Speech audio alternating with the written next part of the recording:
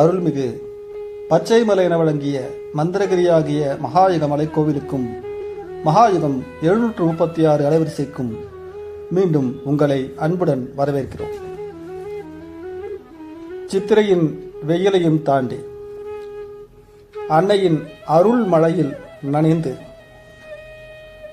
உள்ளமும் உணர்வும் ஆன்மாவும் குளிரும்படியாக பாக்கியம் பெற்ற சித்திரை பூர்ணிமா திருவிழாவிற்கு வந்து அன்னையை தரிசித்த அனைத்து பக்த கோடிகளுக்கும் நமது நெஞ்சார்ந்த வாழ்த்துக்கள்.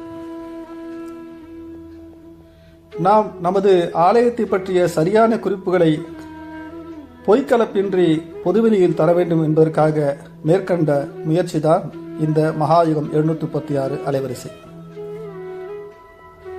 பழைய காலங்களில் ஒரு விஷயத்தை மக்களிடம் பரப்புவதற்கு தண்டோரா போன்ற முரசறிவிக்கும் முறைகள் இருந்திருக்கின்றன. செவிவழி செய்தியாக கடத்தப்பட்டு வந்த பற்பல அற்புதமான விஷயங்கள் இன்றளவும் நம்மிடம் இருக்கின்றன. நமது சமயத்தின் உயர்ந்த தத்துவங்களாக கருதப்படுபவை வேதங்களாகும். இந்த வேதங்கள் கூட அதனை சரியாக உச்சரிப்பு முதற்கொண்டு அறிந்த பொருளும் உச்சரிப்பும் பிழைபடாத வண்ணம் உச்சரிக்க தெரிந்த கற்றுத்தர தெரிந்த குருநாதர்கள் ஓத அதை கேட்டுக்கொண்ட சீடர்கள் மூலமாகவே இந்த மறைகள் கடத்தப்பட்டு வந்தன காலம் காலமாக. பின்பு மக்களோடு மக்கள் தொடர்புகளுக்கான நவீனமான பல வழிகளை நாம் அடைந்து விட்டோம். ஆனால் இன்றைக்கும் கூட இந்த நவீன வழிகளை அடைந்த பிறகு மக்களிடம் ஓர் அலட்சியம் இருப்பதை காண முடிகின்றது. மகாயுகம் என்கின்ற நமது மந்திரகிரி மகாயுக மலையின் தத்துவம் என்ன சொல்லுகின்றது? மகாயுகம் என்பது காலமாகும். இந்த காலத்திற்கு ஒரு குறிப்பிட்ட வரையறையை நம்மால் கற்பனையாகத்தான் உருவகித்துக் கொள்ள முடியும். கடந்து போனவைகளை இருந்த காலம், தற்சமயம் இந்த நொடி நடந்து கொண்டிருப்பதை நிகழ்காலம், இனி வரக்கூடிய எதிர்நொடிகளை எதிர்காலம் என்று நாம் ஒரு வகைப்பாட்டுக்குள் வைத்துக் கொண்டிருக்கின்றோம். நிகழ்காலம் கடந்த காலமாகி வருங்காலம் நிகழ்காலமாகி இந்த இறந்த காலமும் கடந்த காலமாவதற்கு ஒரு நொடி என்ற பொழுதுகளே போதுமாயிருக்கின்றது. ஆனாலும் இயற்கை சில சின்னங்களை இந்த பிரபஞ்ச வெளியில் வைத்திருக்கின்றது. சூரிய சந்திராதிகள் மிகப்பெரிய சின்னங்களாக நமது பூமிக்கு தென்படுகிறார்கள். நட்சத்திரங்கள் முதலானவைகளையும் நாம் சின்னங்களாக கருதி அவற்றின் அசைவுகளை நுட்பமாக ஆராய்ந்து சாஸ்திரமாகவும் வகுத்து வைத்திருக்கின்றோம். இந்த சாஸ்திரத்தின் வழியிலேதான் பல நல்ல விஷயங்களையும் வாழ்க்கையில் நாம் நடத்த வேண்டிய நல்ல தீய காரியங்களுக்கான முடிவுகளையும் எடுக்க வேண்டும் என்றும் நமது பெரியவர்கள் அறிவுறுத்தி வைத்தார்கள். ஆயிரம் நாம் நமது காரியங்களில் எந்த கவனமும் இன்றி இருந்தாலும் குறைந்தபட்சம் ஏதேனும் ஒரு நல்ல காரியத்திலாவது, நம்பிக்கை இல்லாதவன் கூட மரணத்திலாவது இந்த கால நேர சூழ்நிலைகளை ஓரளவேனும் அனுசரிப்பதை பார்க்க முடிகின்றது. அப்படியென்றால் நம் அனைவருக்கும் இந்த காலத்தை பற்றிய அறிவு முழுமையாக வந்துவிட்டதா என்று கேட்டால் இல்லை. காலம், அந்த காலம் செயல்படும் விதம், காலம் செயல்படுவதற்காக நாம் அடையாள சின்னங்களாக பார்க்கக்கூடிய கிரகங்கள் முதலானவைகள், இவற்றின் அசைவுகள், ஒன்றையொன்று கடந்து செல்லக்கூடிய அந்த நேரங்கள், இவற்றையெல்லாம் கணக்கிட்டு படித்து சொல்லக்கூடிய சாஸ்திர வல்லுநர்களுக்குள்ளேயே சிறு சிறு கருத்து பேதங்களும் இருக்கவே செய்கின்றது. ஆகவேதான் ஜோதிட சாஸ்திரத்தின் அடிப்படையில் 100க்கு 100% ஒத்த கருத்தினை ஒருவினாலும் எட்ட முடிவதில்லை. இது இந்த சாஸ்திரங்கள் சமய நம்பிக்கைகள் மீது நம்பிக்கையற்றவர்கள் மற்றும் விரோதம் பாராட்டுபவர்களுக்கு ஒரு சாதகமான அம்சமாகவும் இருக்கின்றது. ஜோதிட சாஸ்திரம்தான் வாழ்க்கையை தீர்மானிக்கும் என்று ஒரு ஜோதிட சாஸ்திர நிபுணரே முழுமையாக ஒப்புக்கொள்ள மாட்டார். காரணம் என்னவென்றால், ஜோதிட சாஸ்திரத்தை தாண்டி நமது வாழ்க்கையில் தலையிட்டு பல விஷயங்களை மாற்றக்கூடிய அற்புத சம்பவங்களை இறைவனால் செய்ய முடியும் என்று சொல்லுகிறார்கள். ஆகவே இது ஒரு வழிகாட்டிதான். நீங்கள் ஒரு ஊருக்கு சென்றடைய வேண்டுமென்றால் அந்த ஊரினுக்கு செல்லுகின்ற தரைவழிச்சாலையோ நீர்வழி மார்க்கமோ அல்லது ஆகாய மார்க்கமோ இது எப்பொழுதும் நிரந்தரமாக இருக்கின்றது. அந்த நியதி விதி நிலையானதாக அமைக்கப்பட்டிருக்கின்றது. ஆனால் அந்த வழிகளில் நீங்கள் சென்று கொண்டிருக்கின்ற போது இயற்கையாகவோ செயற்கையாகவோ ஏற்படுத்தப்படுகின்ற இடையூறுகள் எப்படியாக கணக்கிடப்படும்? ஒரு சாலைக்கு நாம் செல்லுகின்ற போது அங்கே ஒரு தடுப்பை ஏற்படுத்தி வைத்திருக்கலாம் அல்லது குழிகளை வெட்டி வைத்திருக்கலாம். ஆகாய வழியில் பெரும் பறவை கூட்டங்கள் நமது பாதையை மாற்றுவதற்கு முயற்சிக்கலாம். நீர்வழி பாதையிலும் சில தடைகள் ஏற்படவும் கூடும். இதையும் கூட ஓரளவிற்கு சாஸ்திரங்கள் கணித்து சொன்னாலும் அந்த தடைகளை அந்த நேரத்தில் அந்த சமயத்தில் எப்படி சமாளிப்பது என்கின்ற திகைப்பு வருகின்ற பொழுது நமக்கு உள்ளே இருந்து ஒரு அற்புதமான ஆற்றல் வெளிப்பட்டு அந்த தடைகளை தாண்டி அந்த பாதையை முன்னேறும்படியாக செய்வதை நாம் அனைவரும் வாழ்க்கையில் அனுபவித்திருக்கிறோம். இந்த ஆற்றலுக்கு இது மனிதனின் கூறிய அறிவாற்றல் என்று ஒரு சிலர் பெயர் வைத்துக் கொள்கிறோம். இது இறைவனின் திருவிளையாடல் என்று ஆஸ்திகவாதிகள் நம்புகிறார்கள். இந்த நீண்ட முத்தாய்ப்பான விளக்கங்களை ஏன் உங்களுக்கு சொல்லுகிறேன்? மந்திரகிரி மகாயுக மலை கோவிலுக்கு வருகின்ற ஒவ்வொரு பக்தனும் ஒன்றும் அறியாதவனாக வந்தாலும் திரும்பச் செல்லுகின்ற பொழுது அவரிடம் ஒரு சிறிதளவாவது ஞானம் விதைக்கப்பட்டிருக்க வேண்டும் என்று நாங்கள் விரும்புவோம். மந்திரகிரி மகாயுக மலைக்கோவில் என்பது பொதுமக்கள் வந்து வழிபட்டு தங்கள் குறைகளை சொல்லி ஏதோ பரிகாரம் பூஜைகளை செய்து வாழ்க்கையில் திருப்தி கொண்டு படக்கூடிய ஒரு சாதாரண ஆலயம் கிடையாது. இது உங்களை முதலில் தெய்வீக வழியில் தெளிவடைய செய்து சரியான ஆன்மீக மார்க்கத்தை நோக்கி திருப்பக்கூடிய ஒரு அற்புதமான தவபூமியாகும். ஆம், இது தவபூமி. இன்றைக்கு இந்து சமய ஆலயங்கள் எவ்வாறு செயல்படுகின்றன?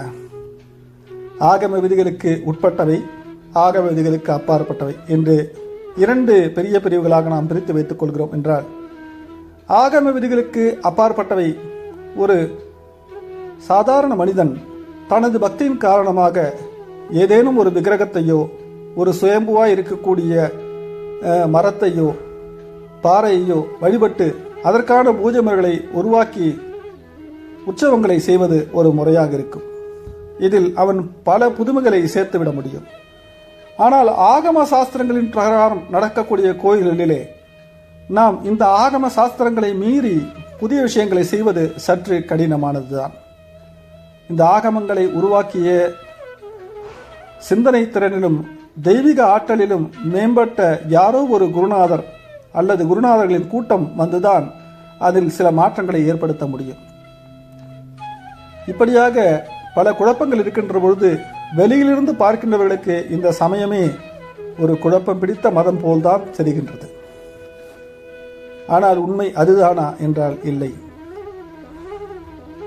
ஆகம சாஸ்திரங்களையோ வர்ண பேதங்களையோ சொல்லி மக்களை பிரிக்கின்றது, ஒடுக்குகின்றது, அடக்குகின்றது என்று புலம்புபவர்கள் தூற்றுபவர்கள் ஒரு பக்கம் இருந்தாலும் எல்லா குணபேதங்கள் உடையவர்களுக்கும் தனக்குத்தானே வளைந்து கொடுத்து அவர்களையும் உயர்வடைய செய்யக்கூடிய ஒரு நுட்பமான வழி இங்கே இருக்கிறது என்பதை அவர்கள் உணர்வதில்லை. அதை மற்றவர்களுக்கு சொல்லுவதும் இல்லை.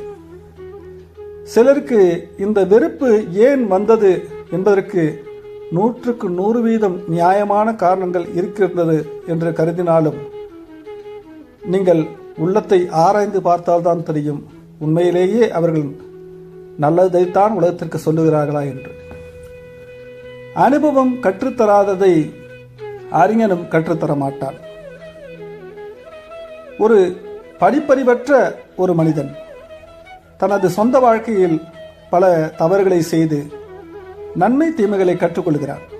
அவன் தனது அனுபவத்தை தனக்கு அடுத்த சந்ததிக்கு சொல்லிக் கொடுக்கிறான்.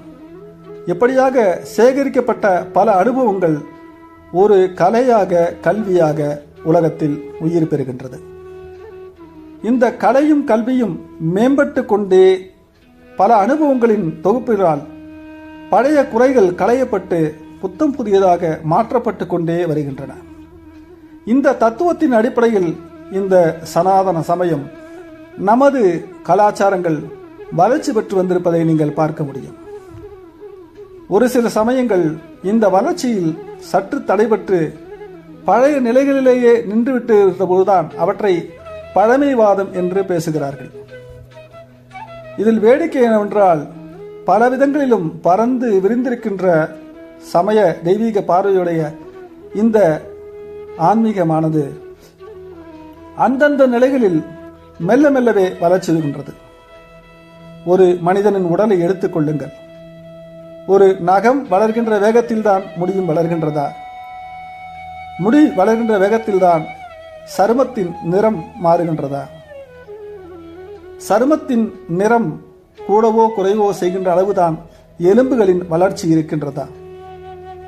இவற்றை எந்த கணக்கில் நாம் எடுத்துக்கொள்ள முடியும்?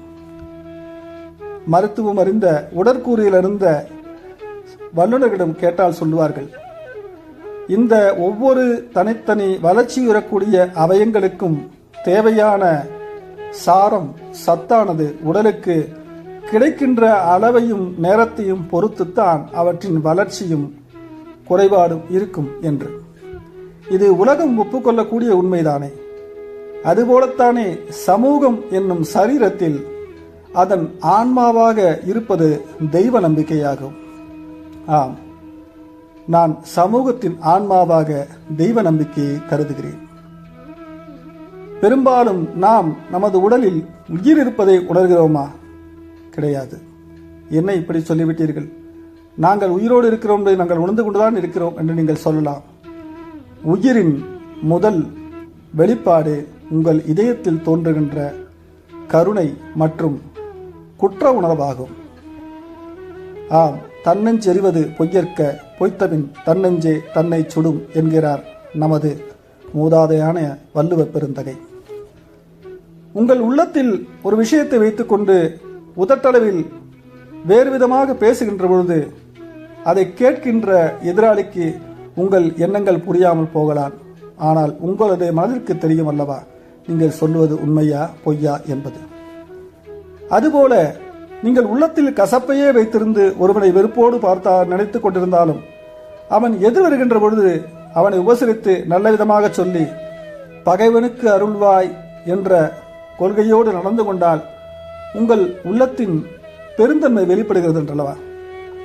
கருணை, குற்ற உணர்வு, இந்த இரண்டும் மனசாட்சியாக இருப்பதை புரிந்து கொள்ளுங்கள். கருணை, குற்ற உணர்வு என்ற இரண்டும் மனசாட்சியின் இருபெரும் செயல்களாக இருக்கின்ற பொழுது அதனை யாரெல்லாம் உதறிவிட்டார்களோ அவர்களால் தான் இந்த சமுதாயம் கேடுபட்டு பழுதுபட்டு பாழ்பட்டு கொண்டிருக்கிறது. மற்றொரு குற்றமும் இருக்கின்றது. தான் கருதுவதுதான் சரி, தனது அறிவில் உதித்ததுதான் சரி என்று விதண்டாவாதம் செய்கின்றவர்களும், அந்த விதண்டாவாதத்தை மிகவும் அலங்காரமான வார்த்தைகளால் உலகத்தில் சொல்லத் தெரிந்தவர்களும், தனி மனித உணர்வுகளை அவனது பலவீனங்களாக கருதப்படக்கூடிய சில சிற்றின்ப உணர்வுகளை தூண்டி விடுவதன் மூலமாக அதை தூண்டுவதால் பெரிய தவறு ஒன்றுமில்லை என்று உலகத்தில் பிரச்சாரம் செய்வதன் மூலமாக உலகத்தின் போக்கையை மாற்றுவதற்கு ஒரு சிலர் முயற்சி செய்கிறார்கள். இதை தான் சொல்லுவார்கள், குருடும் குருடும் குருட்டாட்டம் ஆடி குருடும் குருடும் குடி விழுந்தனவே என்று. இன்றைய தினம் நாம் பேசிக் கொண்டிருக்கக்கூடிய கருத்துகளானது சமயத்தை பற்றியோ நமது ஆலயத்தை பற்றியோ மட்டும் அல்ல, உலகத்தை பற்றிய ஒட்டுமொத்த பார்வையாகவும் இருக்கிறது. மகாயுகம் என்கின்ற பெருங்காலம் என்பது ஏதோ எனது வீட்டு கடிகாரத்துக்குள்ளும் என் கையில் இருக்கின்ற செல்போனுக்குள்ளும் கடிகாரத்துக்குள்ளும் ஒளிந்து கொள்வது இல்லை. காலம் சகல பிரபஞ்சங்களையும் தனக்குள்ளே அடக்கி கொண்டிருக்கிறது. காலம் சகல மாற்றங்களையும் சாட்சியாக இருந்து செயல்படுத்தவும் காணவும் செய்கின்றது. பகவத்கீதையில் ஸ்ரீ கிருஷ்ண பகவான் தன்னை காலம் என்று குறிப்பிடுகிறார். காலத்திற்குத்தான் வடிவமே இல்லை.